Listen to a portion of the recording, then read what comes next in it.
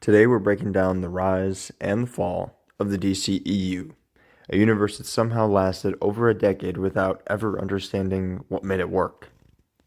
This video is going to be a pretty deep dive for me. I'm going to go movie by movie, decision by decision, and failure by failure. Because the DCEU isn't just one bad choice, but a chain reaction of misfires, studio interference, panic movies, and cinematic identity crises.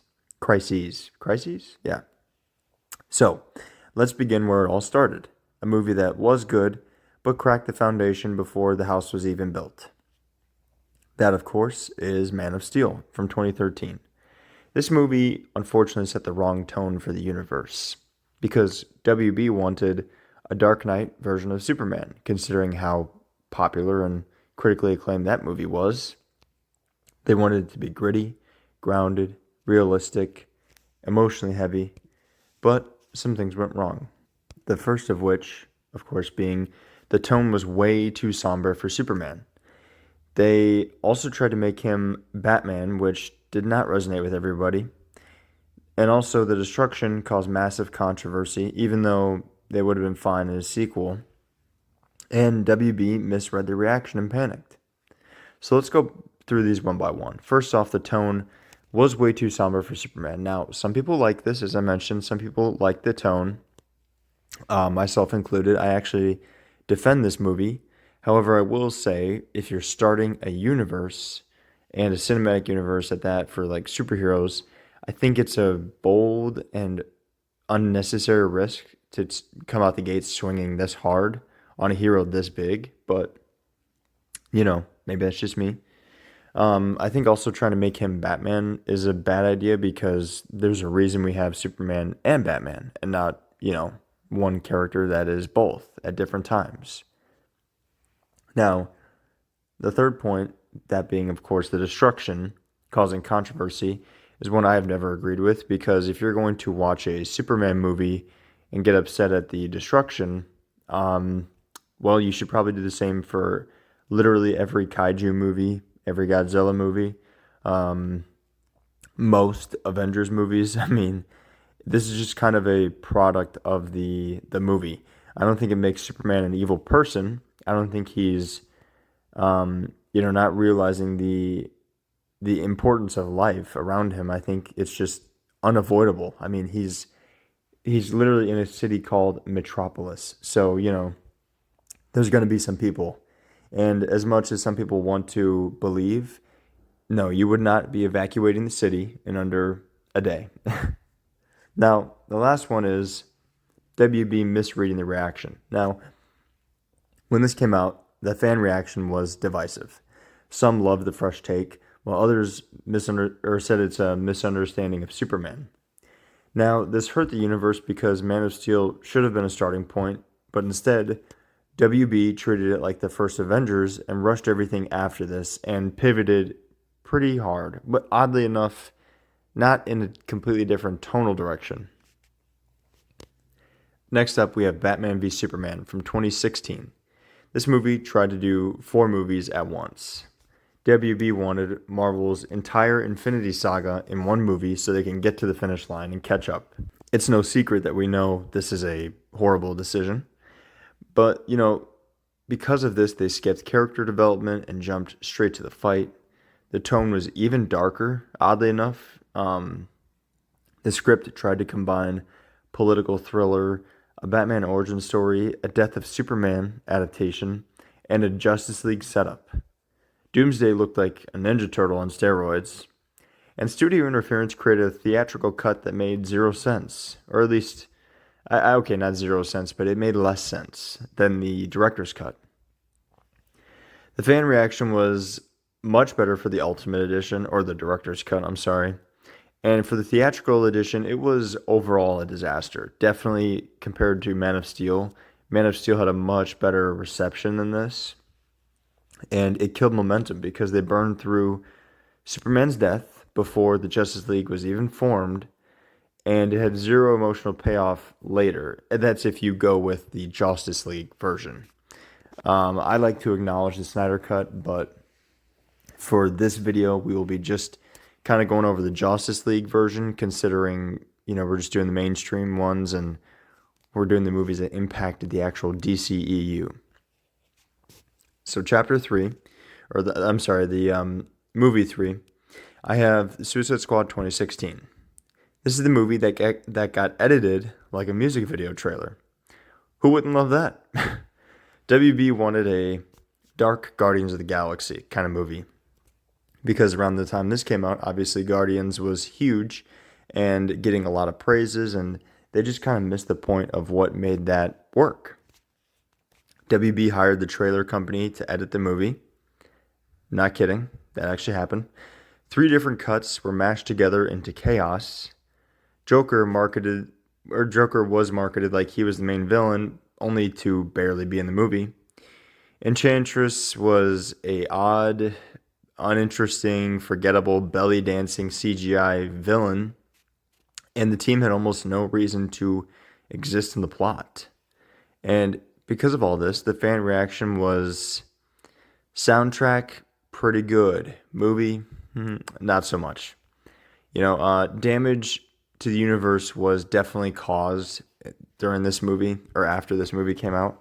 WB proved they didn't trust directors and would panic edit anything into hell.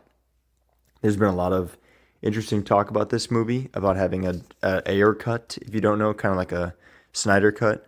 That's been rumored to exist, but nothing has ever really come of that. There's been some campaign for it online.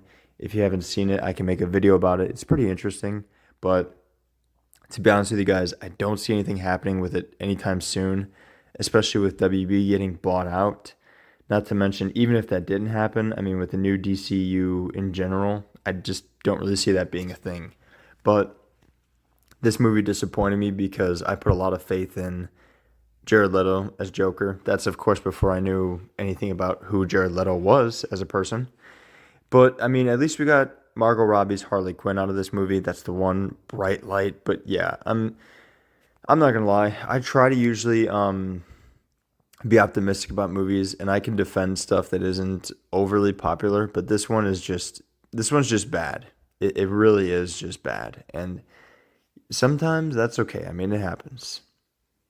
Now, speaking of something that's actually really good, we have the 4th movie being Wonder Woman 2017. This is really one of the lone bright spots in this universe. And with this one, WB wanted a positive win. And not just wanted, but they needed one. After the mixed reception of Man of Steel, the negative reception of Batman v Superman, and the in-the-toilet reception of the Suicide Squad, they needed a win. And especially when it comes to a character as big as Wonder Woman, you need to knock that out of the park. So what worked differently with this one? Well, first off, the tone was amazing. It was bright enough, but still serious to where you could tell she belonged in this universe. And it had a strong emotional core, which is essential to Wonder Woman, in my opinion. I think Wonder Woman is a very strong hero, and she's strong emotionally as well with her convictions. It also had the best character chemistry in the DCEU, in my opinion, with her and Steve Trevor. They were pretty good. Chris Pine is a pretty good casting in this movie, and I really loved his character of Steve Trevor. That's why I was pretty bummed with his ending that he got. Obviously, we see him again later in the DCEU, but for me, I don't really count that because it's just, well, we'll get there. But anyways, it didn't really feel like a Snyder movie or a studio panic edit. It kind of just felt like a perfect mix of a Snyder movie and what a DCEU movie should be.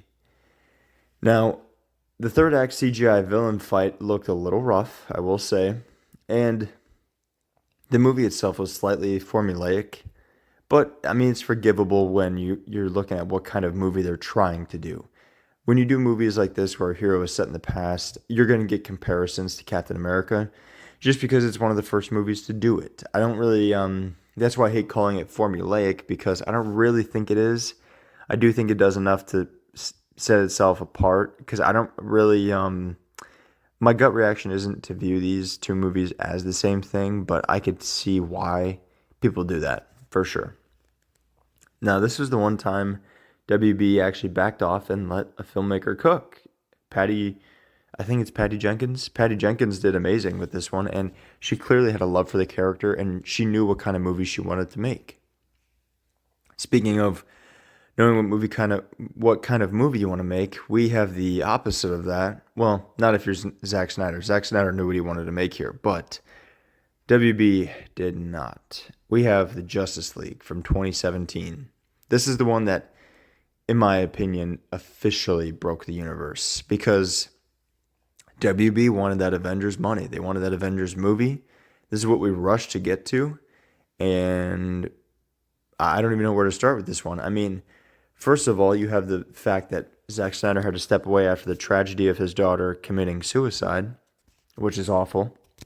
And no father should ever have to bury their child, in my opinion, especially if it's something um that's as awful as suicide.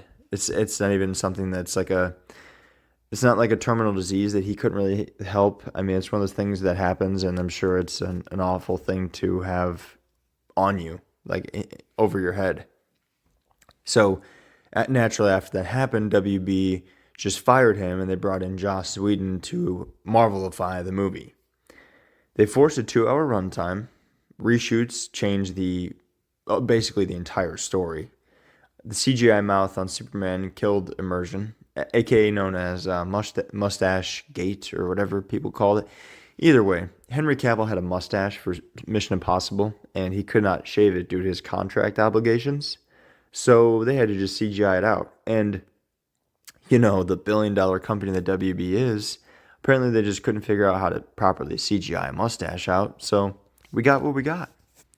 They also gutted Cyborg's story, and there was tone shifts every 2 minutes, like basically every time a different character was on screen. And normally I would say having different tones for different characters is good, but it's only good when you can blend it together.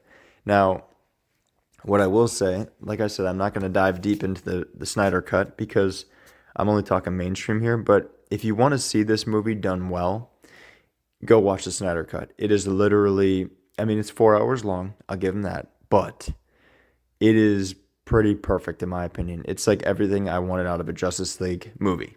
Now, I would have liked more time to set it up, but given we got what we got and the time that we got it, I think it's a damn good movie. Now, the fan reaction to the Justice League version, as people call it, was that nobody liked it. Even people who hate the Snyder Cut admitted this just was not it as a movie. There was damage to the universe, irreversible, if I might add, and the DCEU never recovered its identity after this. However, they did have a big box office success after this, and a quite surprising one in Aquaman from 2018.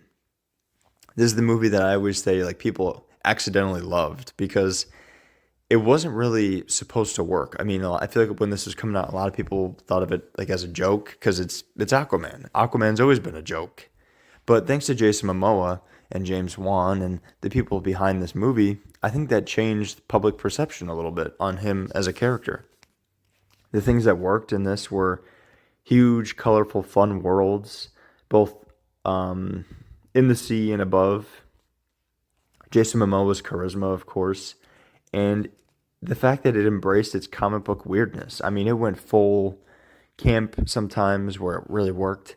And when you get to the undersea stuff and you get to those worlds, it's just so fantastical. It's just a lot of fun. Now, the things that didn't work were having a generic villain motivation, some pretty rough dialogue, and having it be totally disconnected from the DCEU because unlike Wonder Woman and Superman, where I could see all these heroes existing in the same universe, this just felt very odd, especially after you see Aquaman in the Justice League. He's just so different, I guess. And also, just the vibe of this movie was just completely different. So I was a little bit confused. But, surprisingly, this movie did make $1 billion. So that's something. I mean, that's pretty crazy if you ask me, because Every time I tell people that, I try to think about how Aquaman of all things managed to make $1 billion. But it had its effect on the universe. It made money, but unfortunately did not help connect anything.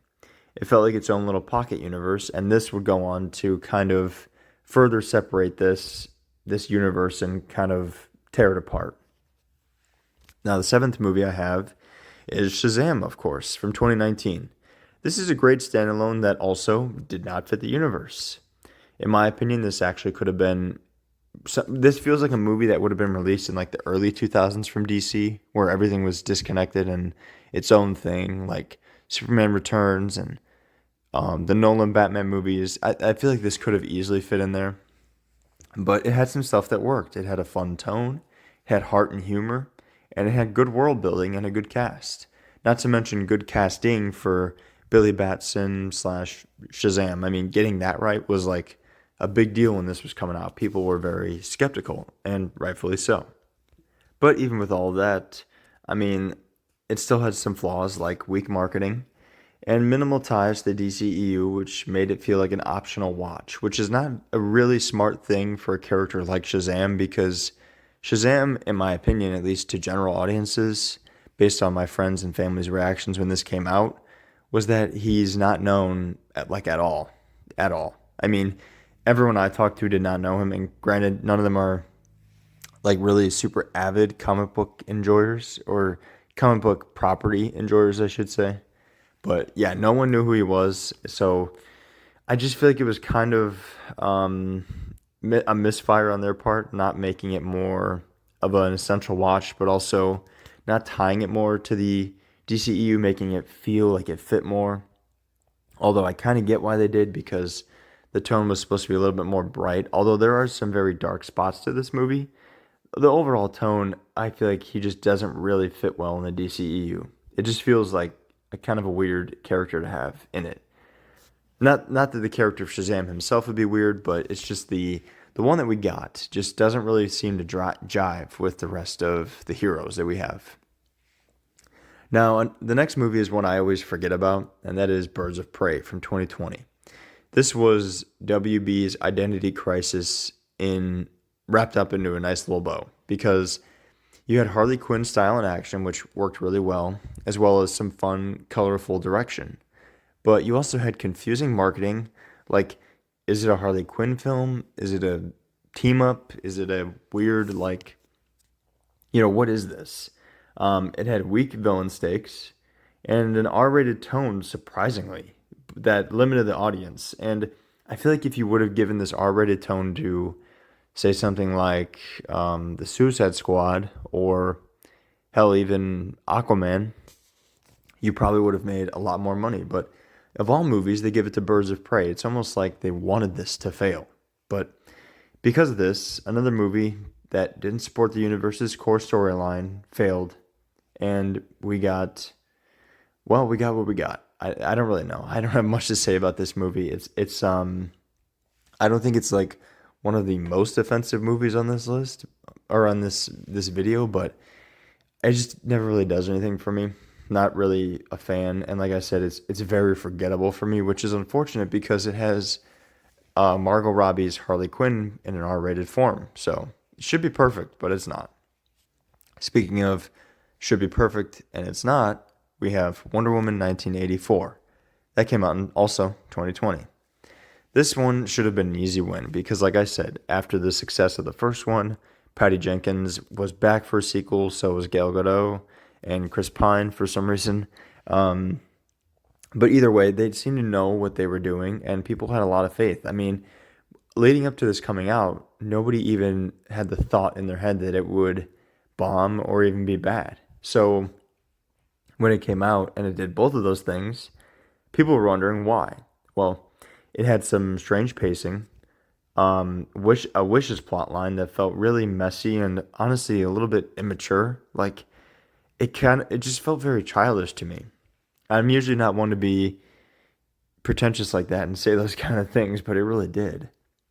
It also had awkward looking action scenes and cartoon logic that just didn't really fit the DCEU, like the way the wishes worked and the way people got around in the movie and the way I don't know. It's like for example, the way the wishes work in terms of like Chris Pine coming back. He basically possesses a guy's body, but the guy is still like in his body. He's just not awake, if that makes sense. It's truly, fucked up. Like she basically rapes a guy.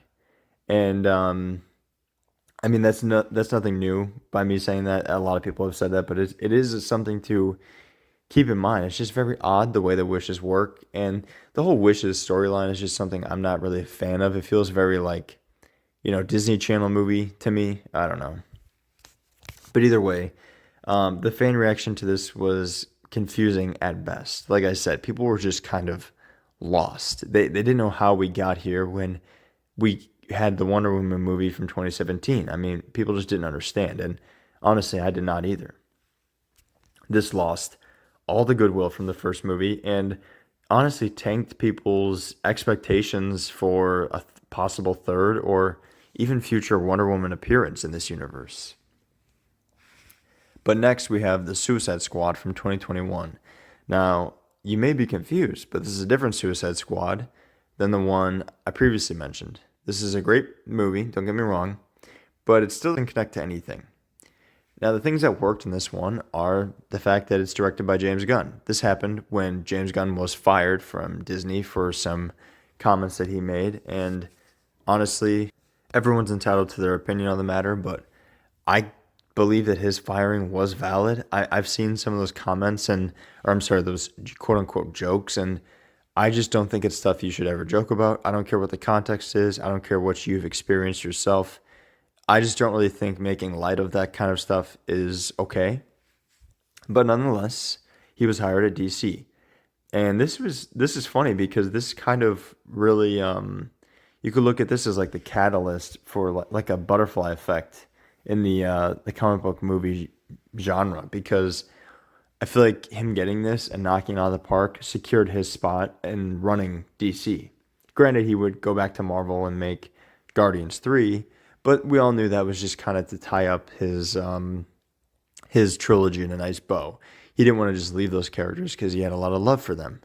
That doesn't mean that he, was coming back to Marvel. I think as soon as he did this, I think part of the negotiation was probably like, listen, I want to do some DC movies. I have a good idea for what I want to do. So, bring me on. And I think a lot of it depended on this being a success, which overall it was. Now, I think this movie is great, but I will also say it's not a movie for me. James Gunn's direction, did work. The humor, the tone, the cast, and the pacing were all there. But for me, what didn't work is it being a soft reboot of a team that the universe never properly built, and it had zero forward momentum for the larger DCEU.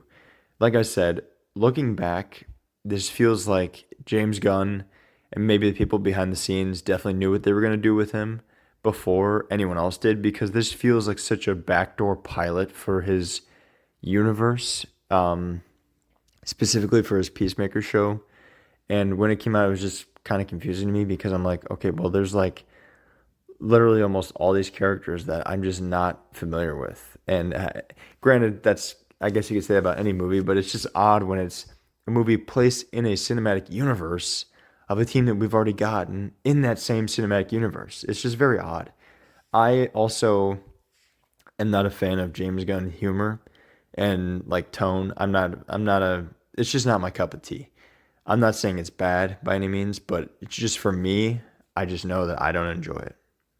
But this was another self-contained movie. Moving on, we have Black Adam from 2022. This is the movie that tried too hard to start a new universe. I mean, if you guys don't know the meme already, the hierarchy of power in the DC universe is about to change.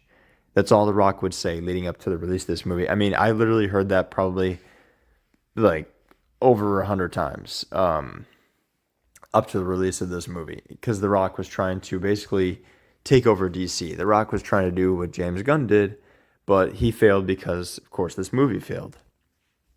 But what went wrong? As I mentioned, The Rock wanted to reshape DC around Black Adam, but if you don't know, I mean, in my opinion at least, I don't think Black Adam is a strong enough character to reshape the DCU around. Like, if you're gonna do it around anybody, why Black Adam? I mean, even Shazam would probably be better because at least he's a straight up hero, but Black Adam, don't get me wrong, good character, very interesting character, but really, like let's be honest, he's like a B to C tier character at best, in my opinion. At least in my opinion. Again, I'm not a big comic book enjoyer, so I could be wrong, but I'm just saying for the movie that we got, I don't see where the vision was coming from. It was like delusion. Not to mention, WB tried to force the JSA into the universe with no setup, which again, they're very good at doing this if you haven't realized by now. But a team like the Justice Society of America should be a team that, in my opinion, honestly, should have its own movie. I think it's very interesting. Have people like Hawkman and Dr. Fate and Atom Smasher in here. And I'm forgetting the other girl's name. But I think it's interesting to have the JSA in here. And it brings a lot of questions to the table, for me at least. Like, have they always existed in this universe? Why have we never heard of them? I feel like Batman probably would have discovered them in all of his research of, finding Diana. Speaking of Diana, I feel like Diana would have known the JSA, considering her age, but we got no answers to any of that. I think that could have been a very interesting way to go. Had they done a solo movie and just made Black Adam the villain, maybe. There you go. That could work. But instead, we got this generic story, and I do mean generic.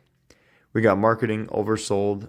Marketing that oversold Superman's return because, of course, they all went back on all that like literally a week after the movie fucking released, so kind of pointless. And in the end, you got a cool enough movie with some cool action moments, some good fight scenes, sure, but an empty movie, really. And it was supposed to save the DCEU, but instead it exposed how broken and on its last leg this universe really was. In my opinion, one of the final nails in the coffin, if not the final, was Shazam! Fury of the Gods 2023. This is a sequel that nobody wanted anymore because, sure, the first Shazam was fun. It was good. But it's not really a movie people were clamoring for a sequel. But also, when you take so long to get the sequel, I feel like people just stopped caring. Marketing was worse than the first one on this one. The tone was even more childish. There was the loss of momentum that I talked about. And there's zero stakes because at this point, the universe was dying. Like, people knew that. People knew that the universe was over. There was all the rumors of James Gunn taking over, but we didn't really know for sure. But either way, people knew there was going to be some sort of reset on this universe. And this movie was, if there was any better point to know it's over, this movie was probably it. But I would say that, I mean, I guess, if the next one wasn't The Flash from 2023. This is an interesting movie because this is when James Gunn was announced to be taking over, and he called it the best superhero movie he's ever seen, yada yada yada. And he said that it'll be the first movie to kick off his universe. But of course, all that changed when things went wrong and the movie failed. There was, of course, all the controversy surrounding Ezra Miller, all the assaults on women, the kidnapping underage girls, starting a cult, the breaking and entering into homes. There was just so much that went wrong. And then you have the movie itself, which had CGI that looked, I don't even know how to phrase it. Like, unfinished is putting it lightly. The CGI was dog shit in this movie. You had the multiverse gimmicks with no real emotional weight. You had ending rewrites multiple times. The DCEU special, I should say. And you had tonal whiplash. And this just really killed audiences' trust in this universe. And I feel like they kind of knew that because at the end they even set it up to where Ezra's in a different universe. If you haven't seen it, you had long enough to see it, so I don't really feel bad spoiling it, but he ends up in Clooney's Batman's universe. So that's something. I will say, if I have to give this movie one compliment, they did a good job of making you care for Barry and his mom. Like, you feel bad that his mom has to die, and you connect with it. At least I did. But unfortunately, that's just not enough. And this is coming from somebody who's a really big fan of The Flash. I loved Grant Gustin's, although, again, that really fell off after season three. I tried to hang on, but it just got so bad. I think I stopped watching it around season five. But I wanted a good Flash movie. I really did. I liked Ezra Miller's version in the Justice League movie that we got. Hell, even both versions. But I will say I'd be more than happy with a Flash recasting, and this movie is just a pile of dog shit. I'm sorry. I've seen some people defend it. I will never be able to get on board with that. I'll never see the light. I don't see it. I think it's just a bad movie, and that's that, honestly. Last but not least, oh, I'm sorry, not last. Second to last but not least, we have Blue Beetle from 2023. This was another very odd movie because it was released at the worst possible time. It was in the middle of all this shakeup, and people didn't know what was what. Like, is Blue Beetle part of the Snyder DCEU or the James Gunn DCU? Like, what is it? Because when you watch the movie, it's a good movie. It has great family dynamic. It has a really good lead performance. But it also has a generic villain. And it was released after the universe was already over. So a lot of people just didn't want to go see it because, well, why would you? There was nothing that was like clearly announced, at least to my understand, if my memory serves correct, when this came out, like whether or not like, hey, you guys should go watch this because he's going to be a part of my new universe. But James Gunn would go on to say that he later would be a part of his new universe, which is also confusing because, well, I'm working on making a video about it, but basically, like the timeline of James Gunn's DCU is confusing for me. That's why I'm making a video, because there's been like literally so far already two different starting points to his DC universe. First, it was The Flash, and that would be the kickoff.